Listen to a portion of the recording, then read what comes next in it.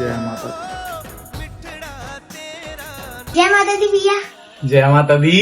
और भैया आपकी मचेली यात्रा कैसी रही? छोटे मचेल यात्रा तो बहुत अच्छी रही, माता रानी की कृपा से बहुत अच्छी थी। क्या क्या हुआ उधर? यार एक्चुअली मैं अभी लेट हो रहा हूँ, मैं तेरे से बाद में बात करता हूँ, बाद में बताऊंगा। भैया प्लीज प्लीज। सुनना चाहता है? हाँ अच्छा बता, कहाँ से शुरुआत करूँ? भैया शुरू से।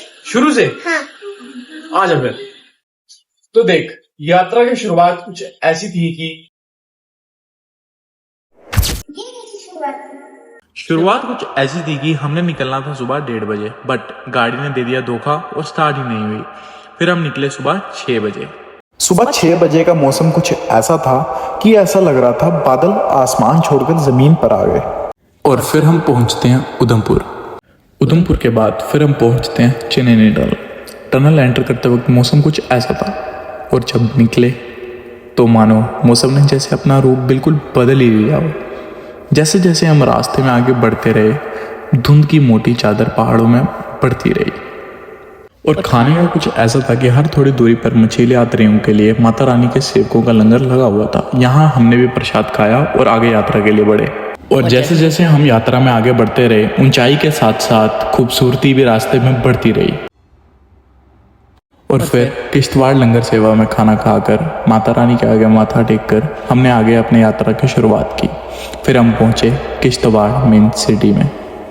जैसे जैसे हम रास्ते में आगे बढ़ते रहे, हाइट भी बढ़ती रही, और हाइट पर देखने से किश्तवाड़ का कुछ ऐसा व्यू था। And mainly a big salute to BRO, जिन्होंने इस यात्रा को आसान बनाया। कुछ समय पहले तक इस यात्रा की रोड काफ़ी टफ एंड काफ़ी डेंजरस रोड थी। अब सेफ्टी वाइज और रोड वाइज देखा जाए तो रोड की कंडीशन बहुत अच्छी हो गई है। और रास्ता कुछ ऐसा कि एक भी बार अगर आपने आंखें झपकाई तो आप अपना एक व्यू मिस कर दोगे। और फिर हम पहुंचते हैं गुलाबगढ़। अभी हम गुलाबगढ़ पहुंचे ही थे कि हमें पता लगता है माता रानी की छड़ी गुलाबगढ़ पहुंच चुकी है। तो हम फटाफट अपना सामान सारा रूम में रख कर चले जाते हैं छड़ी के दर्शन करने के लिए। जैसे हम छड़ी के दर्शन करने के लिए वहाँ पर पहुँचते हैं तो हम देखते हैं कि पंडित जी और वहाँ के कुछ स्थानीय निवासी आरती की थाली लेकर छड़ी का स्वागत करने के लिए वहाँ पर खड़े होते हैं। इसके बाद अब मैं आप सबको दिखाता हूँ कि जब छड़ी गुलाबगढ़ पहुंची तो कैसा सिनेरियो था। जय कराम चिलामलिदा बोल सांचे दरबार की जय।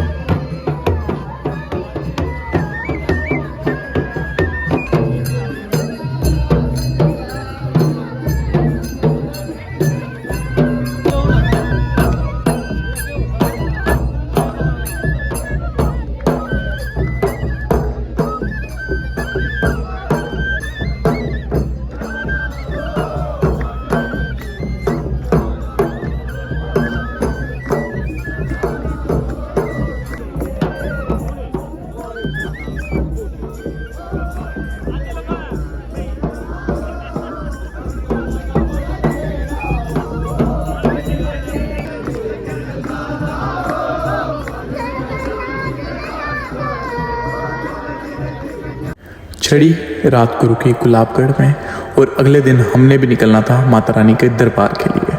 तो मिलते हैं अगले दिन। जय माता दी। तो ये है नेक्स्ट डे। हमने इस दिन निकलना था माता रानी के दरबार के लिए। तो हम सुबह सुबह उठ के फ्रेश होकर निकल गए दरबार के लिए। जल्दी से हम भी चौपर पे बैठकर निकल गए माता रानी के दर्शन पाने के लिए। बोलो जय माता दी।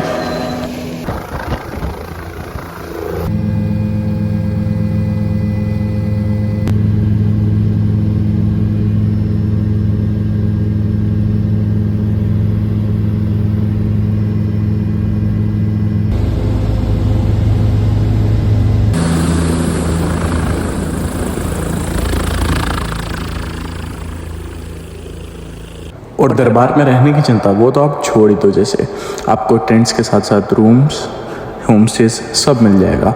बट जो असली मज़ा है ना वो सिर्फ टेंट्स में है, क्योंकि जब आप अपने टेंट से बाहर निकलो और ऐसा व्यू आपको देखने को मिले तो और क्या चाहिए आपको।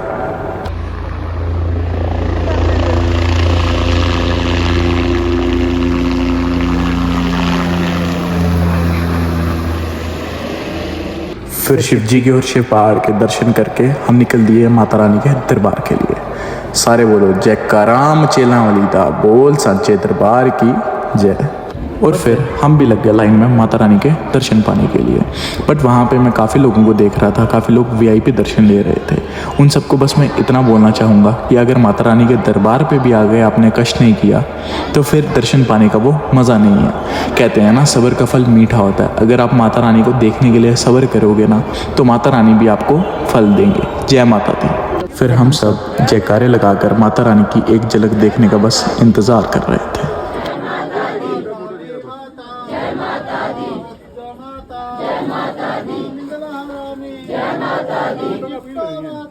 माता रानी के दर्शन करने के बाद हम भी निकल दिए लंगर की तरफ खाना खाने के लिए।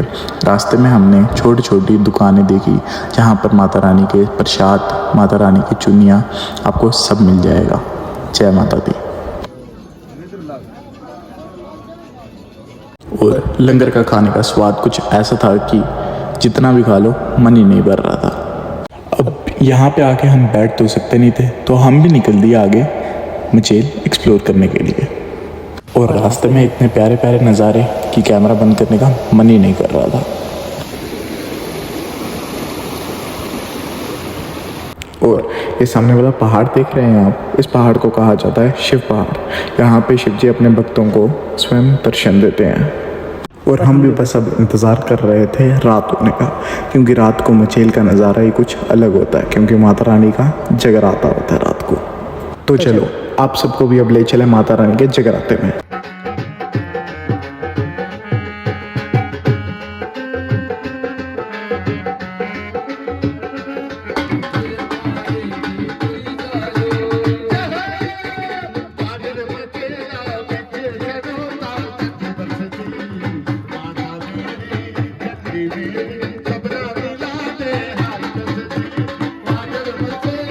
तो अगले दिन सुबह सुबह उठ के हम भी निकल दिए एक नए एडवेंचर पर।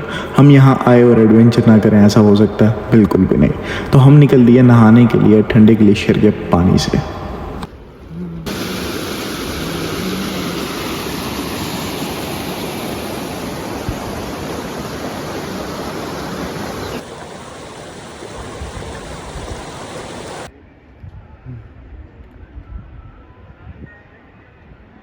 और बस फिर एक ही चीज़ का इंतज़ार था, माता रानी की छड़ी का दरबार में पहुंचने का।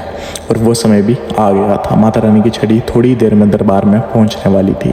तो हम भी निकल दिए छड़ी का स्वागत करने के लिए।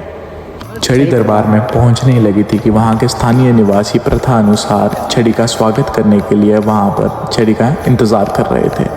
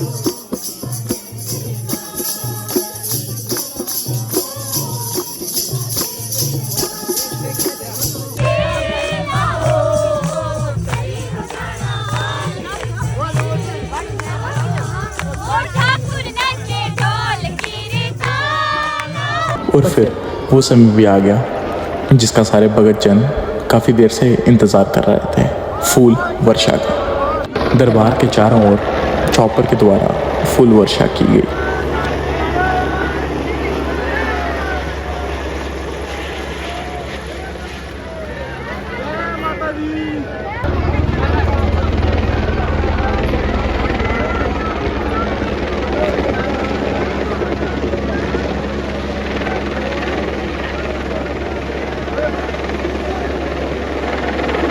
काफ़ी देर वहाँ पर खड़े रहने के बाद हमें मौका मिला माता रानी के दरबार में आने का।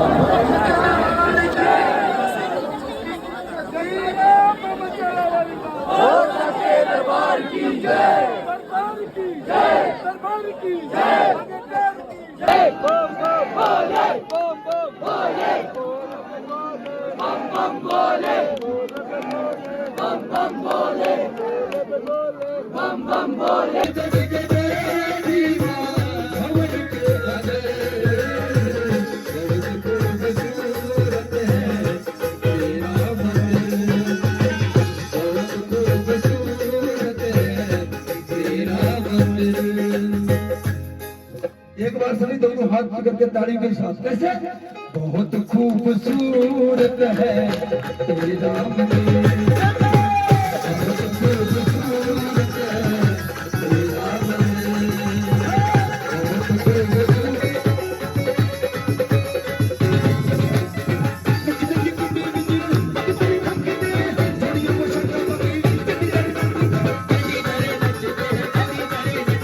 फिर अगले दिन हम भी माता रानी से इजाज़त लेकर निकल दिए घर के लिए। मन तो नहीं कर रहा था जाने का, बट क्या कर सकते हैं, यही ज़िंदगी है।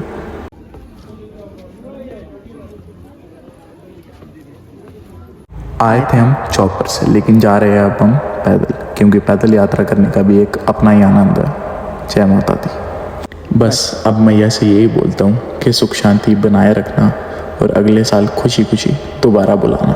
जय माता दी। जाते जाते माता रानी का एक भजन याद आ गया, तो वो तो ज़रूर गा के जाऊँगा। हुने आना मैया अगले साल, हुने आना मैया अगले साल, उन्हें ऐसा चलियो जाना। अपने सेवकां दा हो अपने सेवकां दा रखियो ख्याल, हुणे ऐसा चलियो जाना। जय चंडी मैया। अगर ये वीडियो या इस वीडियो का कोई भी पार्ट आपको अच्छा लगा हो तो एक लाइक और एक कमेंट ज़रूर करके जाना। जय चंडी मैया।